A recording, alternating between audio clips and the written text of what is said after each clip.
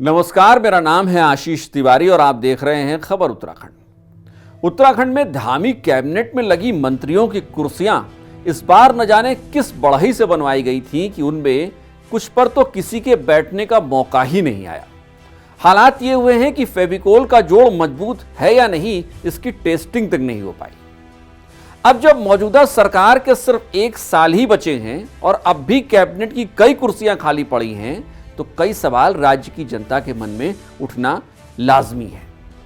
आखिर क्या वजह रही होगी कि कैबिनेट की इन कुर्सियों को खाली रखा गया? क्या सरकार को कोई ऐसा विधायक मिला ही नहीं जो मंत्री बनने के योग्य हो, या फिर कहीं गुटबाजी से बचने के लिए बीजेपी ने ऐसा सुरक्षित रास्ता तो नहीं निकाल लिया? दरअसल जो काम सहजता से हो जाता है उसे लेकर बहुत सवाल नहीं उठते हैं, लेकिन अगर कोई बहुप्रतीक्षित काम लंबे समय तक अटका रहे और फिर जो संकेत मिले वो ये बताएं कि अब काम होगा ही नहीं, तो समझिए कि दाल में कुछ काला तो जरूर है। फिर लौटिए और समझिए कि सूबे में धामी कैबिनेट में कुर्सियां भला क्यों खाली रह गई। जिस सूबे में मुख्यमंत्री समेत कुल 12 मंत्रियों के शपथ लेने की गुंजाइश हो सकती है, आखिर वहां मुख्यमंत्री समेत कुल 7 मंत्रियों से ही काम कैसे चल रहा होगा? यहां तक कि राज्य के वित्त मंत्री रहे प्रेमचंद अग्रवाल के इस्तीफे के बाद उनके विभाग का कामकाज भी खुद मुख्यमंत्री ने ही संभाल लिया, लेकिन कोई नया मंत्री अलग से नहीं बनाया। अगर काम बेहतर चल रहा है तो इसे उदाहरण के तौर पर लिया जाना चाहिए, क्योंकि इससे साफ होता है कि राज्य में मंत्रियों के कामकाज करने की योग्यता तो शानदार है। एक मंत्री 2-2 मंत्रियों के बराबर काम कर ले रहा है। लेकिन अगर इसे दूसरे नजरिए से देखें तो लगता है कि मंत्रियों की कम संख्या सरकारी कामकाज को प्रभावित भी कर रही होगी। सवाल यहां यह भी है कि 4 साल से कैबिनेट की कुर्सियों की ओर टकटकी लगाए विधायकों की आंखें क्यों पथरा गई? कहीं ऐसा तो नहीं है कि बीजेपी को अपने विधायकों में से कोई ऐसा योग्य विधायक मिला ही नहीं जो कैबिनेट की कुर्सी पर बैठ पाए, या संक्षेप में कहिए कि विधायकों पर भरोसा ही नहीं बन पाया। एक और अहम और ज्यादा महत्वपूर्ण एंगल जो इस कैबिनेट विस्तार में हुई देरी से उठ रहा है, वो ये कि कहीं बीजेपी ने किसी गुटबाजी और अंतर कलह से बचने के लिए तो कहीं इस विस्तार को नहीं टाल दिया। दरअसल बीजेपी में गुटबाजी की खबरें लगातार सामने आती रही है। कभी त्रिवेंद्र गुट, कभी बलूनी गुट, कभी कोई सवाल उठा रहा है, कभी कोई टांग खींच रहा है।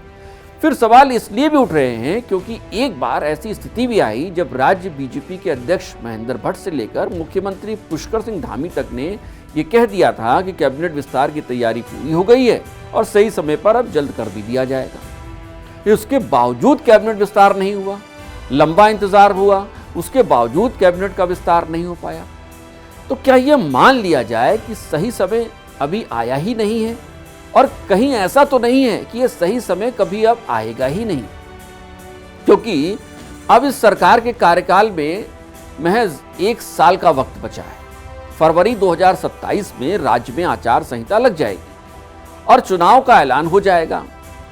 सब कुछ सही रहा तो इस लिहाज से अगर देखते हैं तो 1 साल का कामकाज बचा हुआ है। ऐसे में अगर 14 जनवरी के आसपास भी कैबिनेट विस्तार होता है, मान लीजिए, तो नए मंत्रियों को काम करने के लिए 1 साल का ही वक्त मिल पाएगा, और ऐसे में उनसे किसी उल्लेखनीय प्रदर्शन की उम्मीद करना शायद थोड़ी बेमानी हो जाए। और हाँ, यह जरूर है कि कैबिनेट मंत्री बनाकर कुछ विधायकों की नाराजगी तो दूर कर ली जाएगी, लेकिन हम ये उम्मीद करें कि राज्य के लिए वो बहुत उल्लेखनीय योगदान दे पाएंगे इस 1 साल में बहुत मुश्किल है। क्योंकि आमतौर पर अगर कोई नया विधायक मंत्री बनता है तो उसको कामकाज समझने में ही 2 से 3 महीने का वक्त लग जाता है।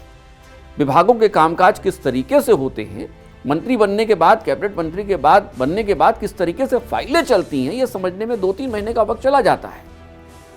तो ऐसे में ये उम्मीद की जाए कि 1 साल में बहुत उल्लेखनीय काम हो जाएगा, ये भी थोड़ी नाइंसाफी होगी। लेकिन एक बात है कि अगर 14 जनवरी के आसपास कैबिनेट विस्तार हो जाता है तो ये मान लेना चाहिए कि कुछ इलाकों में अपनी पैठ बनाने के लिए और कुछ विधायकों की नाराजगी को खत्म करने के लिए सरकार ने, बीजेपी ने कम से कम ये कोशिश की है कि विधायक को कुछ मंत्री बनाकर उनको मंत्री का टैग दे दिया जाए। लेकिन इससे बहुत उम्मीद हमें फिर भी नहीं। वैसे सियासत का दस्तूर भी कुछ ऐसा हो चला है, कैबिनेट मंत्रियों को उनके कामकाज से कम और इलाके में राजनीतिक रसूख बनाने और पार्टी को मजबूत करने के पैमाने पर कसा हुआ अधिक देखा जाता है।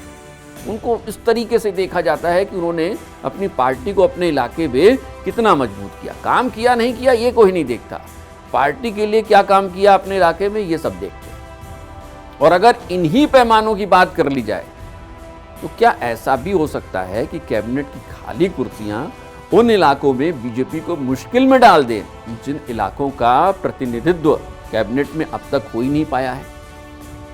तो कुल मिलाकर यह है कि कैबिनेट विस्तार न हो पाना और कैबिनेट में खाली पड़ी कुर्सियां और अब जो स्थितियां बन रही हैं मौजूदा हालात में, बीजेपी ने दोधारी तलवार पर अपना पांव रख दिया है। अगर अब वो मंत्री बनाते हैं तो कामकाज बहुत उल्लेखनीय होगा, इसकी कोई गुंजाइश नहीं और जनता समझ जाएगी। और अगर नहीं बनाते हैं तो इलाके का प्रतिनिधित्व उनके पास होगा नहीं और ऐसे में ये संदेश साफ तौर पर बीजेपी को मुश्किल में डाल देगा। आपकी राय क्या है? कमेंट बॉक्स में अपनी राय लिखना मत भूलिएगा। और चलते चलते आपसे गुजारिश कि अब तक चैनल को अगर सब्सक्राइब नहीं किया है तो चैनल को सब्सक्राइब करना और बेल आइकन दबाना बिल्कुल ना भूलें। नमस्कार।